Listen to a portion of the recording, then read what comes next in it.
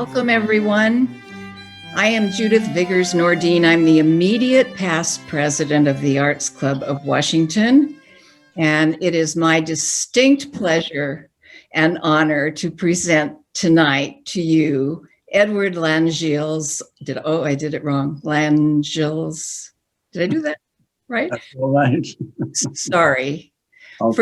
Since 2016, I have been mispronouncing Edward's name. It is my distinct honor, as I said, the author of The Story of Lillian Burke.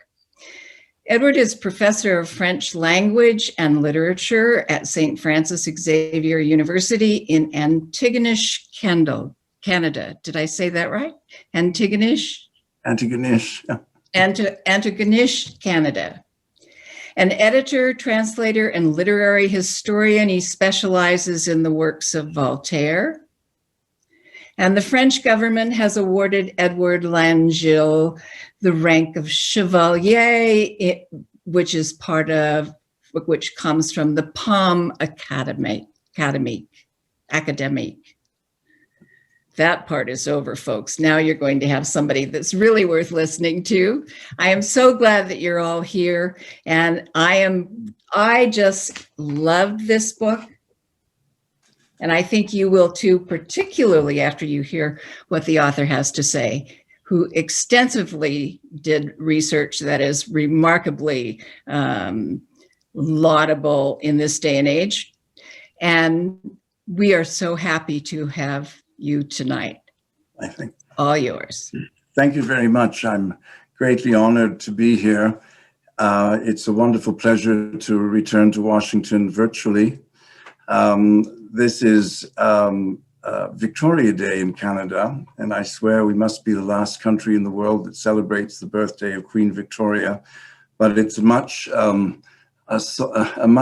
cherished holiday for us because it marks the beginning of summer for almost all Canadians. And it's a delight to be with you in Washington this evening, virtually, and to recognize so many friends and also people, members of your club who have joined us tonight. Now, the only thing that I'm slightly nervous about is the screen share, so I shall begin with this, and we'll do that, and we'll share. There we are. And that way, there we go. I just move the pictures out of the way and we'll move back one. Screen sharing, just 1 second, please. Try that again and go back to our screen share and start. And it's a little bit tricky because I have to get the beginning of I have to get rid of my face, and that means from beginning. Okay, let's try it. There we are. I hope everybody can see that, and I'll move back. I entitled this talk, Coming Home to the Arts Club, and I focused the talk this evening on Lillian Burke's involvement in the Arts Club in the 1920s as a courtesy, of course, to the Arts Club, which is hosting tonight's talk. Before we begin, perhaps it would be useful to establish a little bit of geography, and I've chosen an antiquarian map of the eastern part of Canada and also New England, so that you can see quite precisely the province of Nova Scotia, which sticks out into the Atlantic, some say like a lobster. And you'll see here the island of Cape Breton, and we'll be speaking about the island of Cape Breton specifically during the talk. So I thought it might be useful for you to see. Here is an 18th century map of the island of Cape Breton, and here we have a modern map. And the two villages or towns which are of interest to tonight's talk are the town of Bedeque and the French village of Chéticamp. Bedeque is noteworthy because it is in the town of Bedeque that Alexander Graham Bell and his wife Mabel established their summer estate, Benvria, which is still extant today. And the village of Chéticamp, of course, stands out in the mosaic of Cape Breton as one of the French-speaking regions in the island of Cape Breton. And it was there that Lillian Burke met her greatest successes with the people of Chéticamp, designing hooked rugs. Here we have a picture of Lillian Burke in her later years, probably the late 1940s. This picture was taken without any doubt on the Benveria estate. And you'll be surprised to see that she's holding mangoes, keeping in mind that one of Alexander Graham Bell's daughters, Daisy Fairchild, was married to the great plant scientist David Fairchild of the US Department of Agriculture, and he introduced many exotic fruits and plants to the United States. How did I get interested in the story of this woman, Lillian Burke? Well, it came about as the result of a discovery, a chance discovery of an archival, well, basically it was a cardboard box full of hooked rug designs. And these hooked rug designs dated from the 1930s. And they had been formerly held in a private museum in Cape Breton, which had since closed. They came on the market, and I was made aware of them. And I was immediately struck by their historic significance. I didn't really know anything about Lillian Burke at the time, except perhaps her name, because she is, after all, a part of the history of the province of Nova Scotia. And so therefore, leafing through these various over 180 sketches for hooked rugs, I became very intrigued. And the sketches were of many different subjects. We have, of course, the traditional Lillian Burke designs, which are flowers and fruit and wildlife and so on. And they were intended for the women who executed her hooked rug designs in Chéticamp in the late 1920s and the 1930s. And so therefore I felt that it was very important for this collection to be secured for one of our own archival collections in the province, and I was very anxious to acquire it.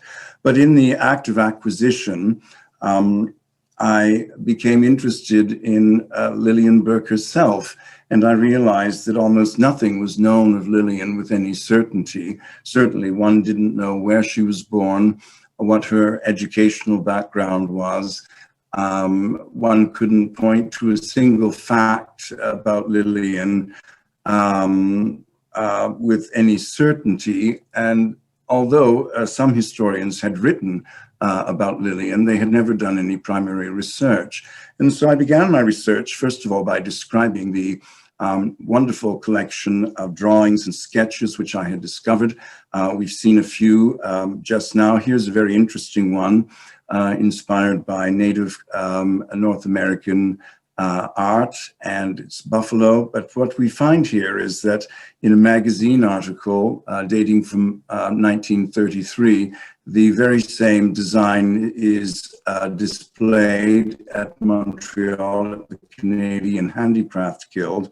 And later I was able to find an example of this hooked rug in a private collection. So therefore began a very long process of trying to piece together the story of Lillian Burke. Well, the fact is that when I began my research, I had no idea where Lillian Burke was born, and I did not know where she died, although I had a date for her death. And of course, when you're doing this sort of research, you have to cast your net out very wide, but the name Lillian Burke isn't exactly a rare name. And so she was known in this province as a New York artist, and consequently, I began my research in New York, but that really didn't turn up any interesting clues until I found Lillian's death certificate that I was able to piece together slowly her life. Lillian Burke was born in Washington, D.C. In 1879.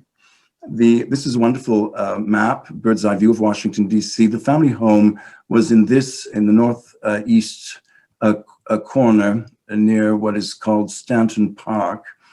Her family home, which still exists today, is on Maryland Avenue, Northeast. One can identify it actually on this map, but it's a little bit hard to manipulate it. And so I was able to learn that Lillian Burke was the daughter of Polish and Irish immigrants to the United States. The Polish immigrants came roughly around 1850, and Polish immigrants in the United States were rare at that point, and the Irish at the time of the Irish famine. So she was a first generation immigrant.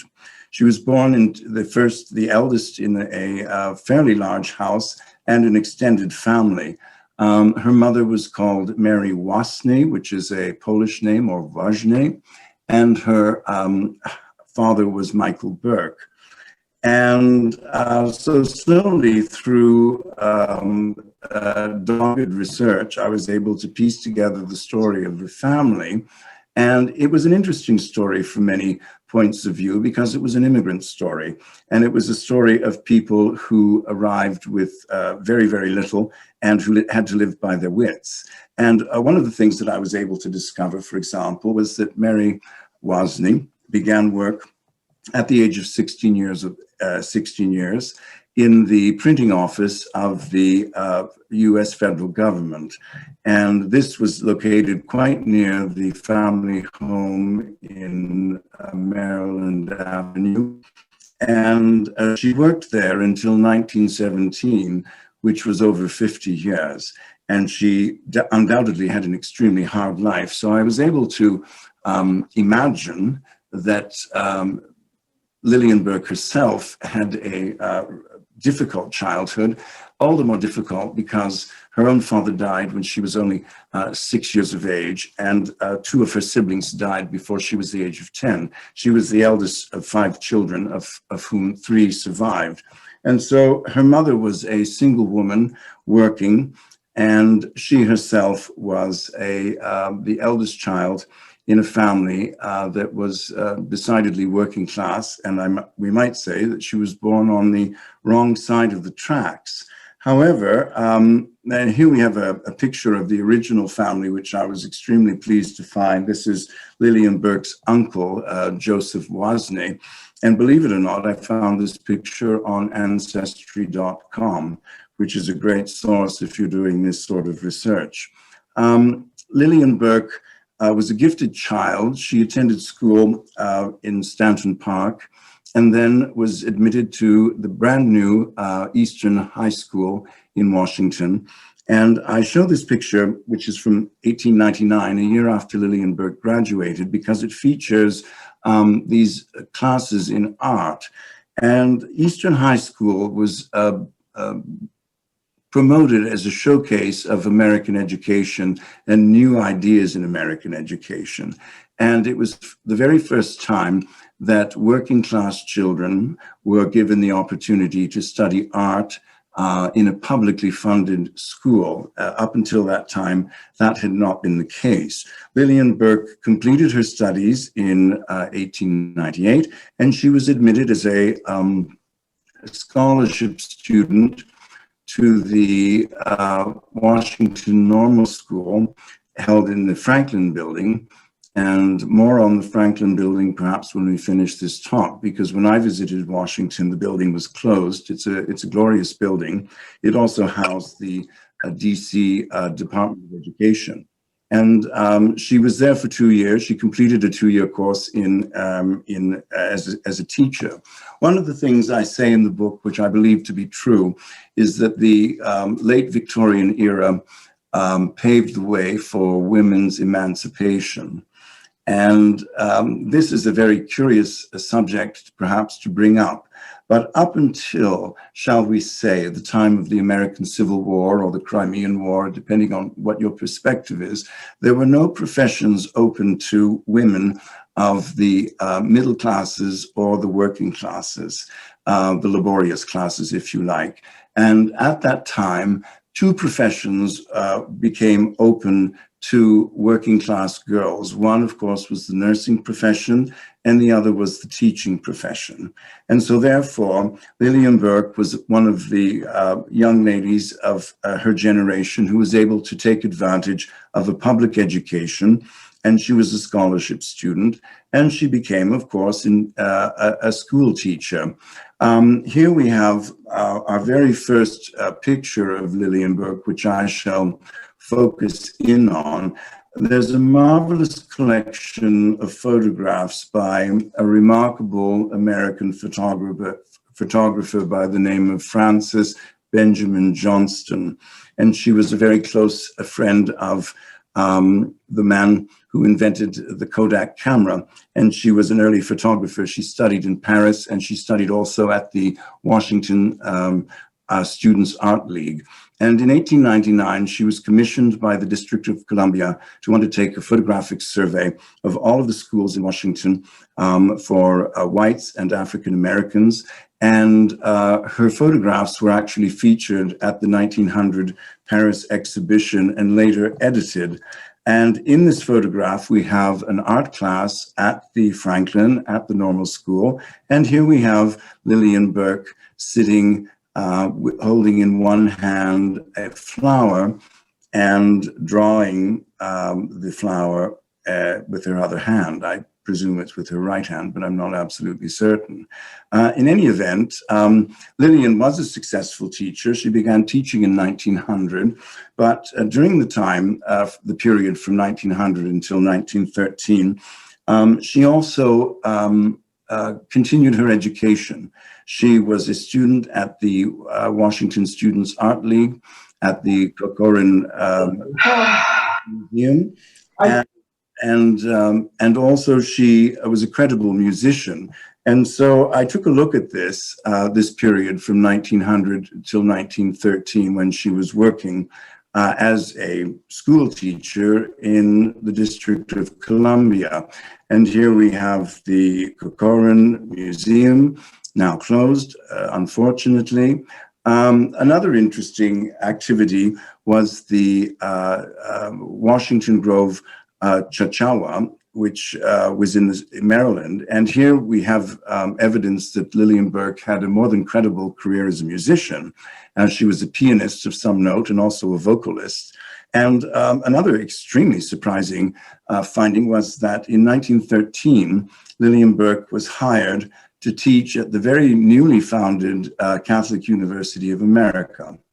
It's the most extraordinary thing for Lillian to have achieved that appointment.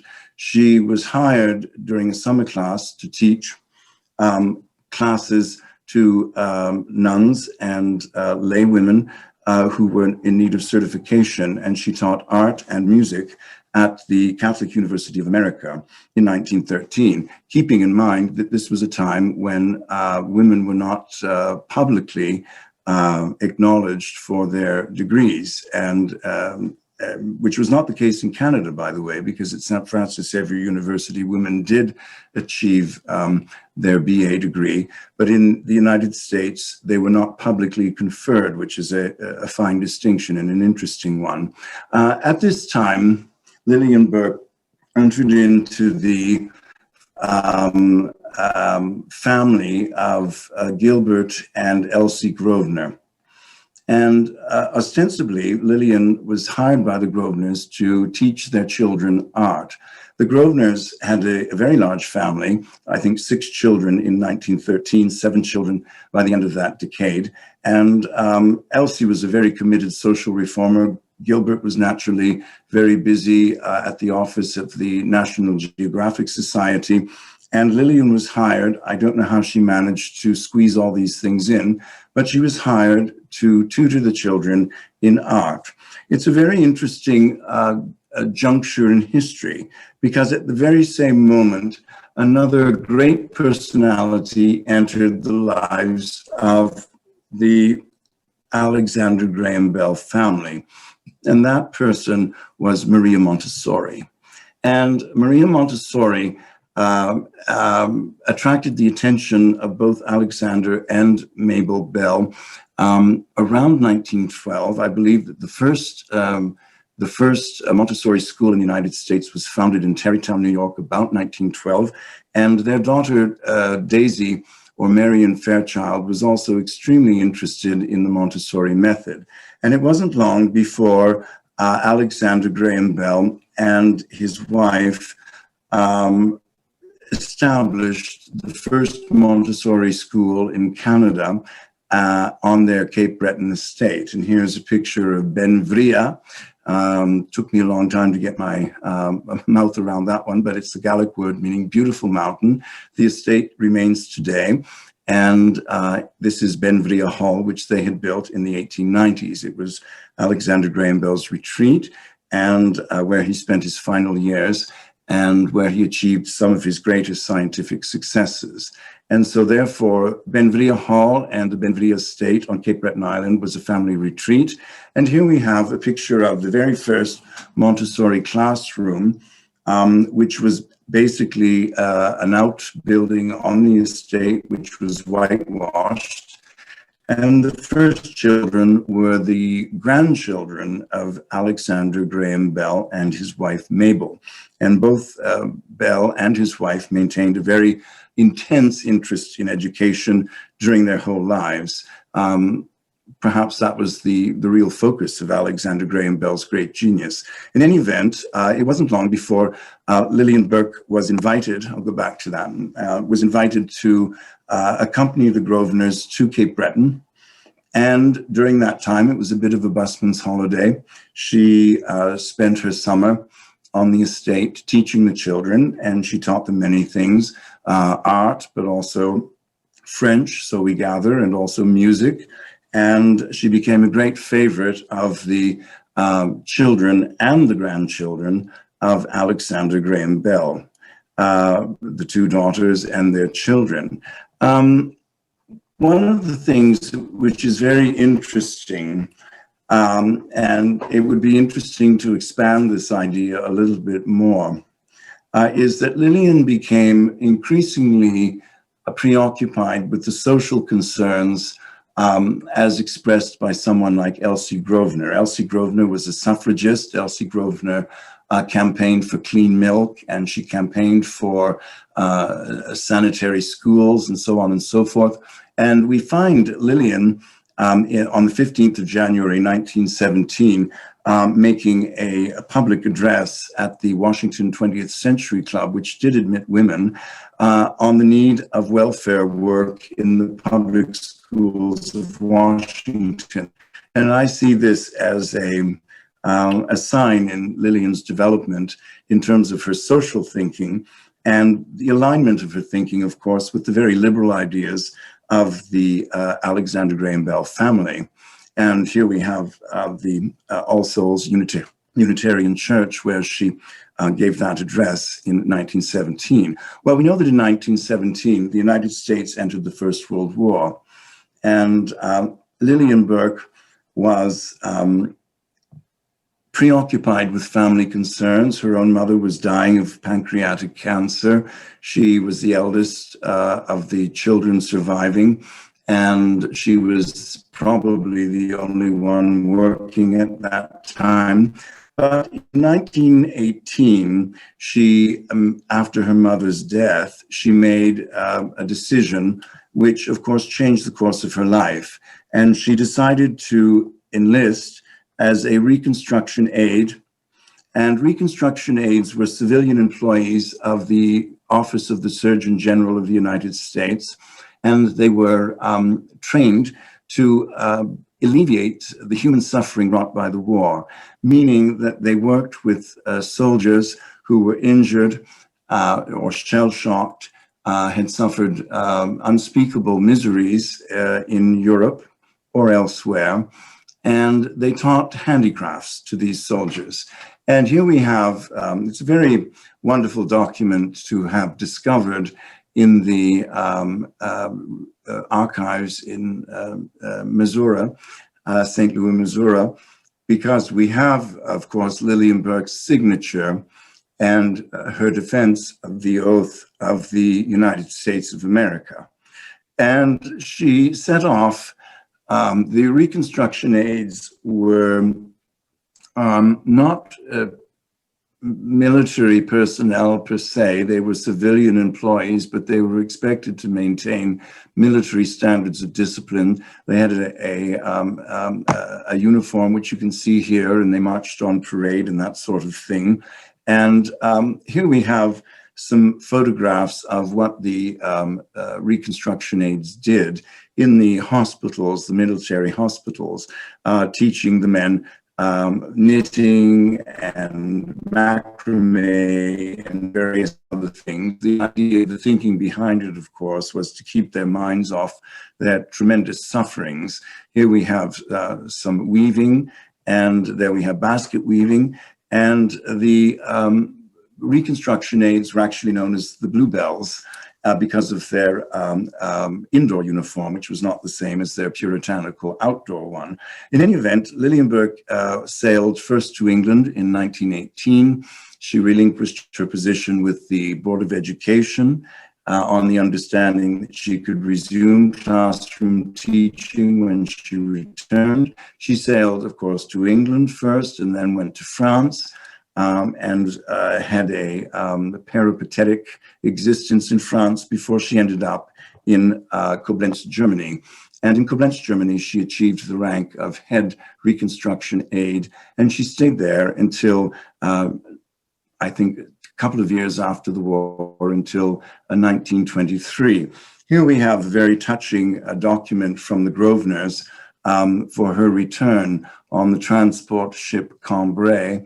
And it's to Lillian Burke, Brooklyn, welcome home, the Grosvenors. So Lillian Burke was back in Washington, and she decided not to take up teaching. She decided that she would continue her work, and she worked at Walter Reed Hospital, which is the great military hospital in Washington, D.C., and she began a career teaching. And curiously enough, she was teaching metalwork at this point. And one of the phrases that I was able to gather from one of the interviews that she was given in the 1920s was this most singular phrase, which I think summarizes her motivation. It's the development of the people in themselves, the men and the women whose fingers can interpret the beauty that is hidden in their souls. I think this is the guiding principle that sustained Lillian Burke through many years. And certainly I think it was a big part of the reason why she dedicated so many years to the people in Chéticamp, Cape Breton. One of her pupils has achieved fame. His name is Ralph Grimm. He was a blacksmith from Kentucky, and both of his legs were blown off in France during the war. He returned to the United States, and he studied with Lillian Burke and became a silversmith of note.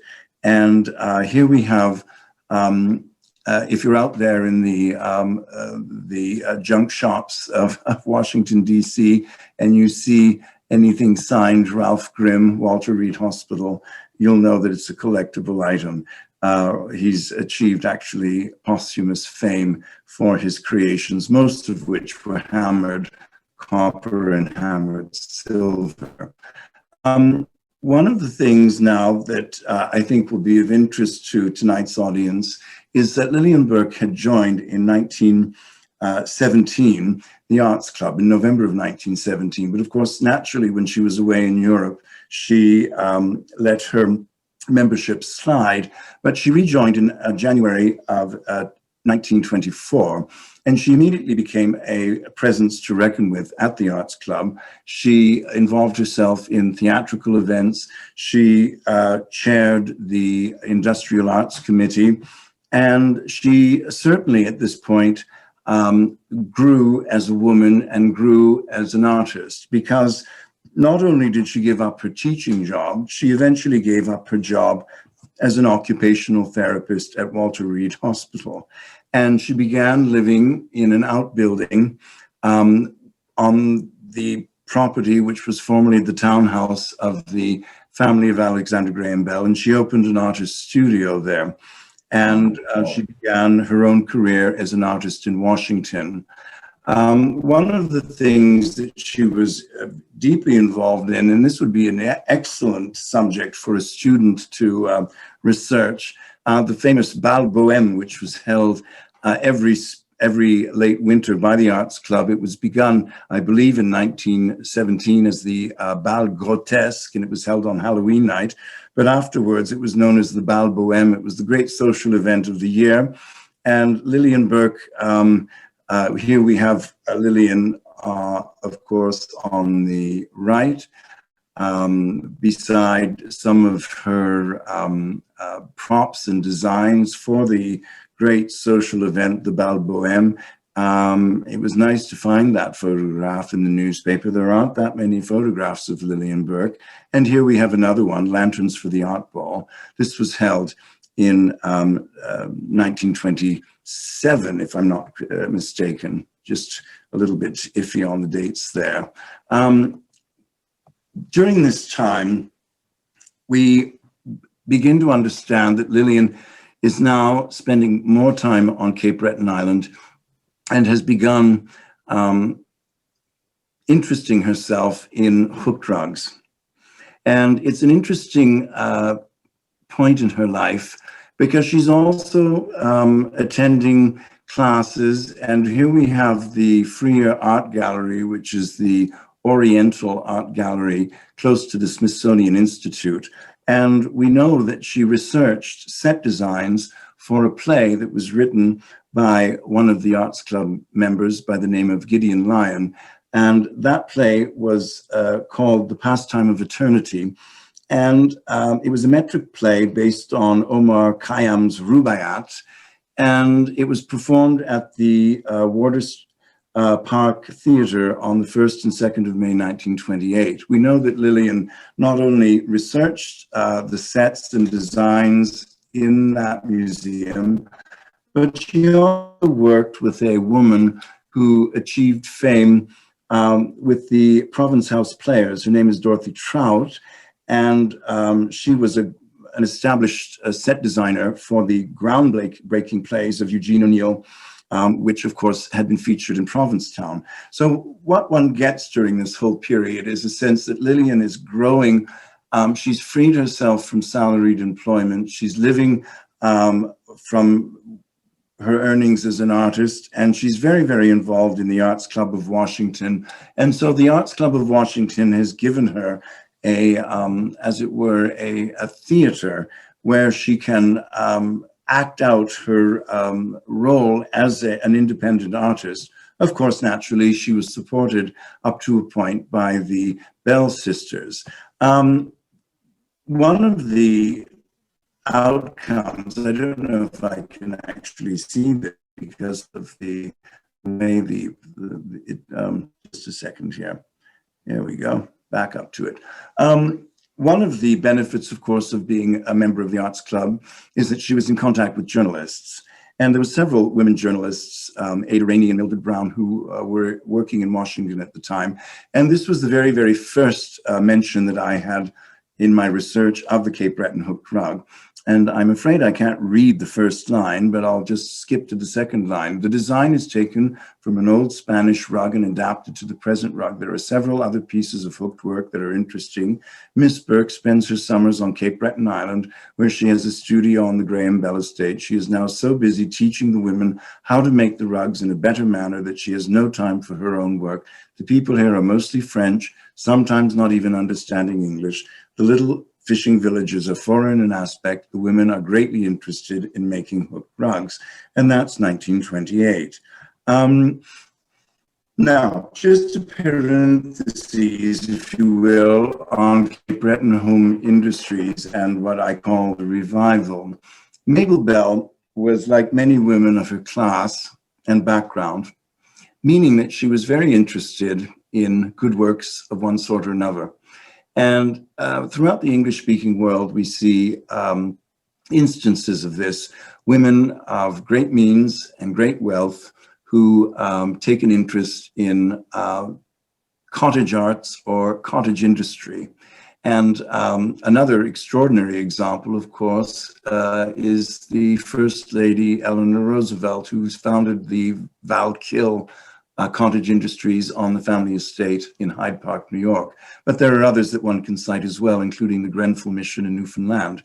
The thinking was at the time that rural people, and especially women, had absolutely no way to earn cash, to earn money. Most of the time they were bound to raising children and keeping the house. Their husbands sometimes worked outside of the house, sometimes didn't. And the thinking was that by creating a cottage industry, these women would be able to earn their own money. And Mabel Bell had established Cape Breton Home Industries in the 1890s in Bedeque because she was so affected by the rural poverty that she had observed. And she started many things, fine needlework and lace work and all the rest of it. But none of this ever really panned out. So if we fast forward to the 1920s, Mabel and Alexander Graham Bell are now dead. And the estate, of course, has devolved to their two daughters. Here we have Daisy Fairchild and her husband, David. And it's Daisy Fairchild who recruited Lillian Burke to begin what became Cape Breton Home Industries revival in the form of the hook rug cottage industry. Daisy herself was very artistic and interested in domestic crafts, and she saw this as a means of alleviating poverty, but also perhaps as a means of supporting Lillian Burke. I mean, I don't think one can underestimate that, because Lillian had by that point become an intimate friend of the family. Here we have one of the early examples of the very, very large hook rugs that Lillian Burke designed. This is the old lodge on the Benvria estate, which we were able to identify. And in this bottom right-hand corner, we have Daisy Fairchild looking up at this very, very large creation. Some of these photos, I'm very pleased to show you, are magnificent. And they not only will give you an idea of what life was like in Cape Breton in the 1930s, but they will also give you an idea of what the people were like and what Lillian's ambitions were. This is the church in Chéticamp. So we're now shifting our focus to the French village of Chéticamp. And here we have a little old lady in the 1960s. She was Lillian Burke's agent in the 1930s. Her name is Marie Aucoin. One of the satisfying aspects of this research was to meet the descendants of this fine lady. And you can see what the working method was, sketching out on canvas and so on. We move on to other pictures from the 1930s of rug hooking, which became a cottage industry in that region and a signal aspect of their culture, without any question. Here we have a wonderful picture of Lillian with her workers. Lillian is there pointing out the instructions. You can tell the enormous size of this hooked rug, which is based on an original in the Louvre. And again, a little personal note for the talk. This little girl sitting there with a cap on her head. It was her mother who was commissioned to construct that rug. And when I went to Chéticamp a few years ago, in fact last year, before lockdown and all that, I was able to meet both her and her sister. And I invite you to enjoy these photos, these marvelous photos. This is that woman's mother. And this is a sampler, which was, the photograph was taken in 1937. It's an extraordinary confection in terms of size, but also in terms of color and design. And here we have the women working on this rug, which is laid out before you in a chicken coop of all things. And it would have been set up on this harness at the back that you see there and rolled on huge, huge pine rollers. And there is the rug half completed. It was over 648 square feet. Here's that little girl again. And you can imagine the intense emotion when these photographs that had never been seen in Chéticamp before were shown to the people. They were stunned. Here's Lillian Burke, of course, wearing her nice 1930s twin set with a skirt and heels in the country. And here the men are lifting up this enormous rug. And we're going to follow this rug to the very end, if we can. Here they are again with the chicken coop in the background, and you can see the marvelous scenery of Cape Breton Island. And this is, of course, Daisy Fairchild here, and Lillian is there in sidewise. And finally, in 1941, a picture of the rug was published by Winthrop Kent in his book, Rare Hooked Rugs. And here we have that gigantic rug. And that is the last that we will see of it, because we've not been able to trace it since. Where it is in Virginia, we have no idea. Here are some more of Lillian's designs. And one can see the incredible artistry that she brought to fairly mundane subjects. There's, first of all, the texture of the background, the very stylized trees and so on and so forth, the blending of the colors, which is extraordinary, and the way in which she manages to bring life to a flat picture. These were, of course, all the hallmarks of her designs. These are, of course, much smaller mats than the other ones. I find this one also very much full of energy, and I like the ground and the way that she waves the background. It's extraordinary. These are all on the Benvria estate. There are not that many Lillian Burkes that we can identify nowadays. This little piece is just a coaster, but I find that the chickadee has real personality, and I think you'll agree with me. I mean, you'd be hard pressed to create a little bird with such an expression in wool and in hookwork. It's quite extraordinary. And here again, I'm not so crazy about the seagulls in this one, but I do admire the way she handles the landscape. There's an abstract quality to it that calls to mind the group of 7 paintings, which Canadians, of course, will be able to identify, and so on. And this one is a pure 1930s Art Deco, these cormorants. One almost pictures this on, the Rockefeller Plaza or something. It's so 1930s. And these wonderful trees that look like light bulbs. And the stylizations, of course, it's not a picture of nature. It's a stylized picture, and it's an interiorized picture. It's extremely interesting what she's able to do. And there's no question that she taught the women of Chéticamp these designs, and she instructed them, and she schooled their eyes so that they could see things that they hadn't seen previously. And it's a most remarkable achievement. Lillian Burke, of course, left the hook rug industry at the outbreak of war. There are many reasons for it. There were conflicts with the workers. She had been there for 15 years. The war economy, of course, changed everything. There were shortages of burlap, which is the underpinning for hooked rugs. But mostly, the market dried up. And we know this because of the import duties that were imposed on hooked rugs imported from Canada into the port of New York in the late 1930s. But Lillian was not undone by this. And in 1942, she began life all over again at age 60. And she took on a role as an occupational therapist at the New York State Institute, Psychiatric Institute.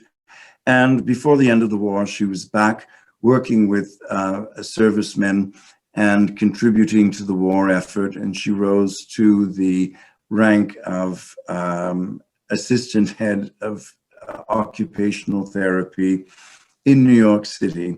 And she remained there until her death, which was in 1952. This is the grave marker for the family which is in Mount Olivet Cemetery in Washington, D.C. Lillian's father, Michael J. Burke, is there. We note the date of his death, 1887. She was only 8 years old. This is Michael's mother, Martha, Lillian's grandmother. These are two of her siblings. Her mother is also buried on this site, and so is she, although in an unmarked grave, which is very sad. And so I end my talk this evening with a last glance at the hills of Cape Breton. I like to believe that Lillian may not have left an enormous imprint on history, but she will always be remembered in the Acadian village of Chéticamp, Cape Breton. Thank you very much.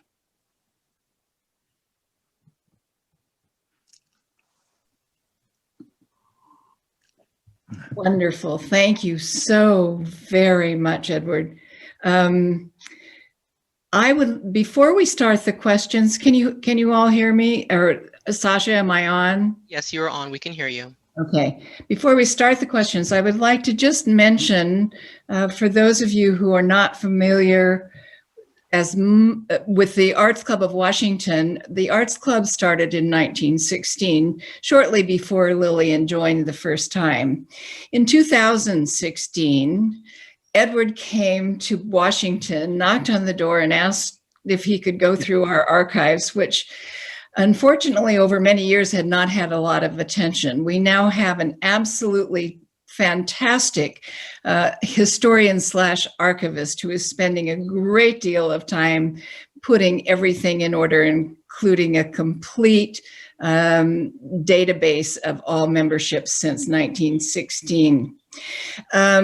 Let me mention just a couple of things that Edward did not mention in the talk that were connections to the Arts Club, and then we'll take the first question. Lillian Bush Brown, for those of you in the Arts Club who know the name Bush Brown, he started the Arts Club after Bertha Noyes, or he was the first president for 5 or 6 sessions, I don't know how many. He was a sculptor from New York, and his daughter, Lydia, worked with Lillian at Walter Reed, also becoming a rehabilitation aide. That was a wonderful course. I don't think any of us knew that. Bertha Noyes, who started the Arts Club, or it was her idea that a group of people should get together and make this club similar to something that was already established in New York, is from, we don't know for sure if she's from the same family in Leesburg, but she is a listed artist, and as of today, I checked it out. So surely she was the person who was taking classes with the Art Studio League, which also had classes at the Corcoran, and Lillian was taking those classes as well. She may have been in the normal school. Is that correct? But Bertha Noyes? Don't know. Well, anyway, the normal school that Lillian took her teacher training in is now Planet Word, for those people that are familiar with Washington. And it has just reopened to the public, or just really opened, because I think it was ready to open during the pandemic, and now they're really open, but it's in the Franklin building at 13th and K. Frances Benjamin Johnson, who was a well-established photographer by the time she was taking those pictures of Lillian, or taking the pictures of the schoolgirls in their art classes, also not only was a member of the Arts Club, she lived at the Arts Club for many years. And Martin, you're on. Do you know how long she lived there? I don't know if I can get him. Oh, it doesn't matter. But anyway, she was around the Arts Club for many years in those early days. You mentioned Gideon Lyon, who we have a portrait of in our upstairs parlor that is probably the favorite portrait that hangs in the whole of the Arts Club. He was a very colorful poet and playwright and journalist for the Evening Star, and also a president of the Arts Club of Washington. Okay, questions. Sasha, do you want to referee the questions? Of course. So for those who would like to just put their questions in chat, we invite you to do so at this time. Also, while we're waiting for those folks to come through the chat, if anyone has a specific question they would like to unmute themselves and ask live, we invite you to do so now, one at a time, please. So.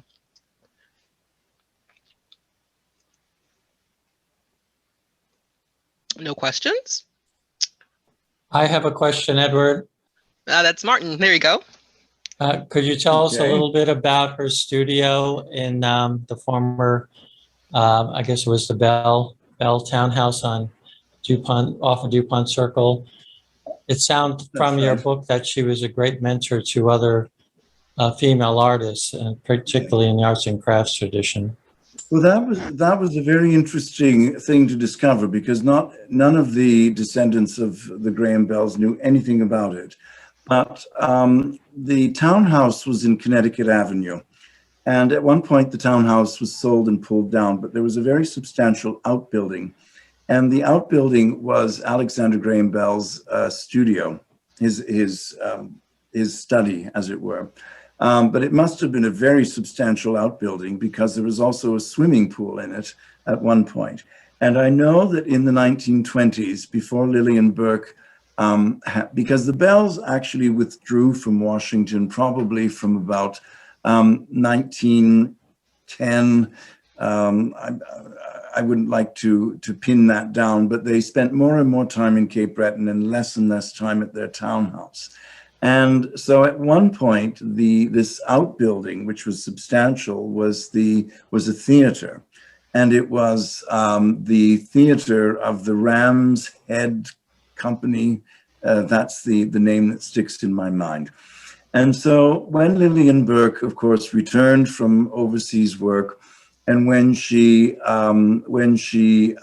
renounced her job and was off the rolls, as it were, at the Walter Reed Hospital, the Bell sisters made over this very large building to her as a studio, and she was free to rent rooms.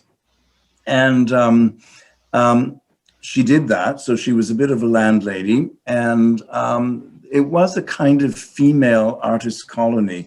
One of the women that I recall was by the name of Tanner, and her father had been a very famous officer in the United States Navy. Of course, it's in the book. And there were various other artists.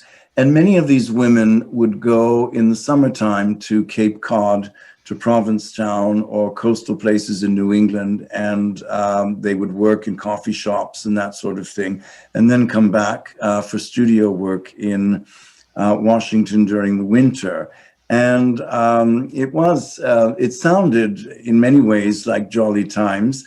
One thing was also true, is that the place, it must have been very, very big, was also made available to Marian and David Fairchild when they were returning from their estate in Coconut Grove, Florida. So it was an interesting establishment, and it also, it was an arts and crafts establishment as well. And so therefore Lillian had an outlet for her work in the Dunthorne galleries in Washington. And also when she was with the Washington Arts Club, she tried to bring about an exhibition of handicrafts at the Arts Club. And of course, this was new thinking for the period, because the fine arts had always been in one category and the decorative arts or handicrafts in another. And she brought about the very first exhibition involving various art handicraft practitioners in Washington. So she did have a very important role to play even locally. But I'd like to know more. I don't have a picture of that outbuilding, and I'd love to have one, love to find one. That's research. Well, if I find one, I'll send it off to you, Edward. Thank you. Hello there. Again, I do have a few questions that have emerged in the chat. I don't know, Judith, if you've been watching as well. But I will take the first one, because I don't know if we can answer this. This is from Gail, asking, can you tell us more about the Stitchery, please? Oh, yes. That's something I can tell you about. Wonderful. Lillian Burke favored finely spun wool, 2-ply finely spun wool and not rags in her hooking. And she also favored very fine dyes, but that's another matter. The hooking of a Chéticamp rug is very, very easy to recognize because the hooking is in 1 square inch squares, which creates a sort of herringbone texture, and it's easily recognizable from the back. So therefore, the hooking is extremely fine, very, very fine, and she does not hook in straight lines ever. Everything is always done either, well, you can't really do a circle with a jute or burlap background, but she achieves a kind of circular motion, and she taught the women to hook in circles or squares. And this, of course, and also at the same time, and this is where the coloring comes in, to blend the colors in such a way that you do not have a ground that's a solid color. And she was very, very fussy about this. It's a very interesting aspect. So she would have the yarn dyed in a specific way by dipping it progressively into the fluid dye and drying it, or else knotting it in special ways and then plunging it into the fluid dye, so that when you got a ball of yarn or a skein of yarn, it was one color, but it was different tones. And this was very, very important to her concept of a variegated background. But the hooking in Chéticamp is very, very, very fine. And it's not lumpy, and it's extremely tight. So that and she was apparently extremely fussy about that. And women who did not manage to meet her standards, either their carpets did not sell, or Lillian was even capable of completely pulling out the yarn and saying, I'll start all over again, which didn't make her very popular. Oh, that's wonderful. Well, since this is related, I'll take this question next. Jeanette asked, did the women of Chéticamp learn the art of rug hooking from Lillian, or did they have their own practice or traditional practice before she worked with them? Well, that's an excellent question. Rug hooking is a traditional art, and it's an art of poor people. Rug hooking traditionally was based on recycling fabrics and using scraps and old socks, old mitts, old anything. And Lillian Burke introduced completely new ideas of rug hook design. So she did not use rags or discarded fabrics. She used only finely spun wool, and the finely spun wool was dyed to her specification. And so therefore this is a tiny bit of a controversy with handicraft historians, those who claim that the native tradition as it had developed over many, many decades and so on and so forth was the authentic one, and Lillian imposed an urban aesthetic on rug hooking. Things aren't quite that easy. Obviously, rug hooking took its inspiration from everything, but Lillian certainly, in one way, without loading this word with too much value, she refined it, and she made it in. She elevated it into a minor art form, or an art form, if you like, where the person could actually find expression in what they were achieving. Naturally, Lillian was marketing her hooked rugs to an urban clientele and sophisticated people with money who were willing to pay for it. And she was selling her hooked rugs in New York City, after all. So it's a debate. It's a big debate. But one thing that I do point out in my book, and I take issue with a lot of art historians who talk about folk art. Lillian Burke was living in the 1920s and 30s when she was working. The American Museum of Folk Art opened in 1962. So the whole notion of what constituted Americana or folk art was in flux. And you cannot hold someone to a standard which is not even actually established during their own lifetime. The standard for what became Americana or folk art, and actually we're talking about Canadian as well, but the point is that what became recognized as folk art was only really defined much, much after Lillian's death. And we can't expect Lillian to have had any idea that these ideas would, these notions of folk art would capture the imagination in the way that they did. So one can never call Lillian a folk artist, absolutely not. She was a good old-fashioned arts and crafts person who learned at from the school of William Morris and Ruskin and the great arts and crafts practitioners of Europe. There's no question, I think. Wonderful. Well, thank you for that. I have two more questions in the chat. I think after that we should open up to folks who seem to be waiting. So one is in talking about the condition of her. Judith, did you have something? You're muted. There you go. Just quickly, there were only Lillian signed only 2 rugs out of the output, right? That's correct. If you're looking for a signed rug and that will be the key, you're out of luck. And I don't know what the other thing is I was going to say, but I do want to say something after the last question. Sure, I'll make sure, definitely. Okay, so these last two I have in chat. The first one's on the state of her burial. We have William who asks, it seems that she must have fallen into poverty since she was working until the age of 70 and buried in an unmarked grave. If earlier she could make a living from her earnings, did something happen to her finances after leaving Cape Breton and the home industries? Well, that's a very good question. Obviously, Lillian was accused posthumously of having made a lot of money. I think my book proves that she never made a lot of money. The only statement I have of her income is from the 1940 census, and that puts her income when she was still working in Cape Breton at roughly $1,300. And she had a studio in New York, and she had an apartment in New York.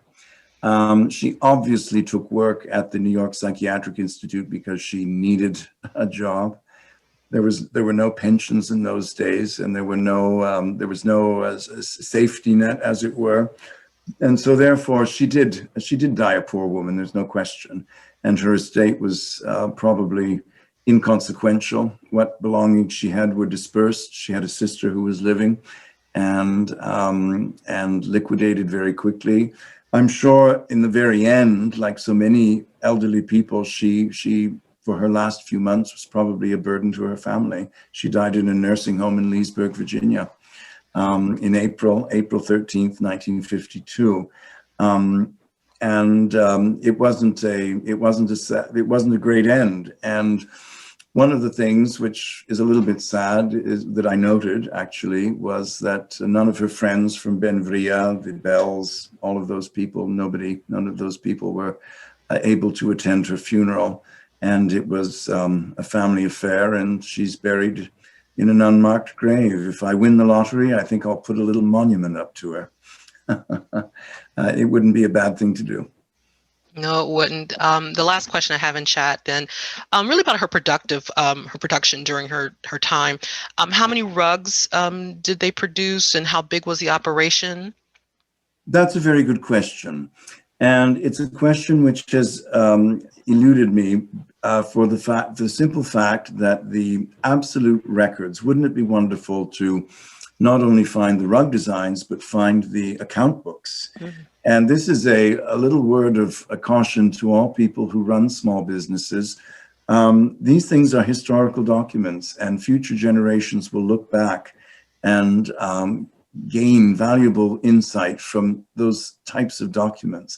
We know that lady, that little old lady I showed you who was hooking at the frame, she was Lillian's agent. She kept an account book. And in that account book was a description of all the carpets that were made, the orders that were placed, the people who worked on them, what they were paid, and so on and so forth.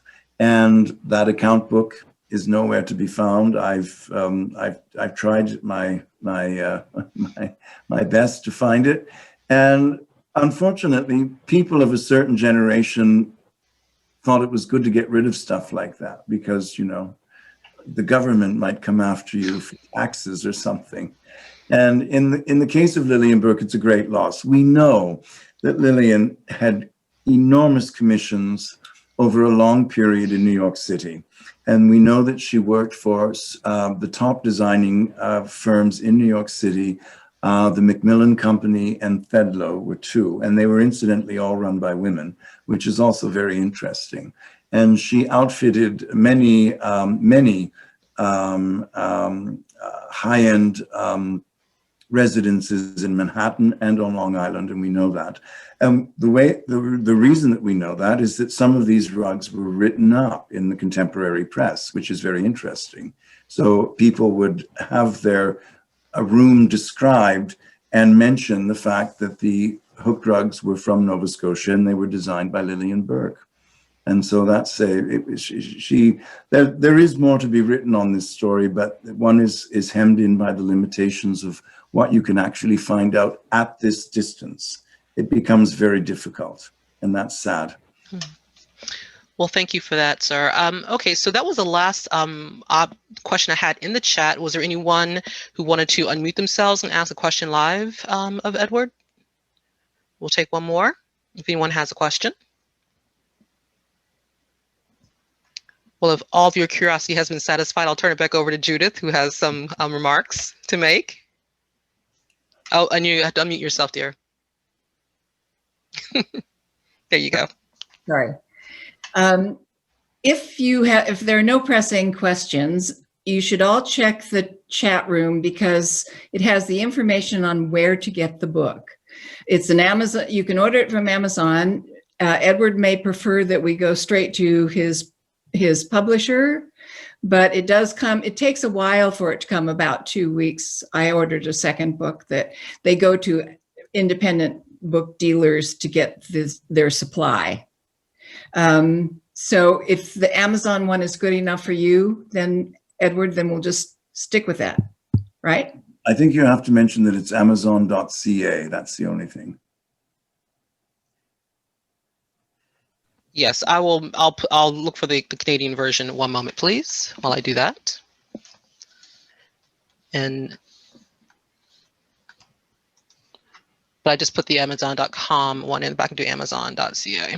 No, it comes as a great surprise, but Amazon.ca is different.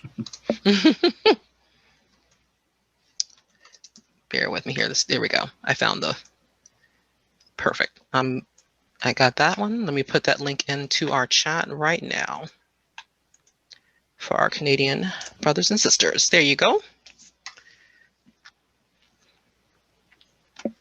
Okay, so that is it. If there are no other questions, I think, Judith, are you ready to unmute yourself again? Okay, I'm ready to wind it up. There we go. Okay, so yeah, we're ready to wind it up. So there you go.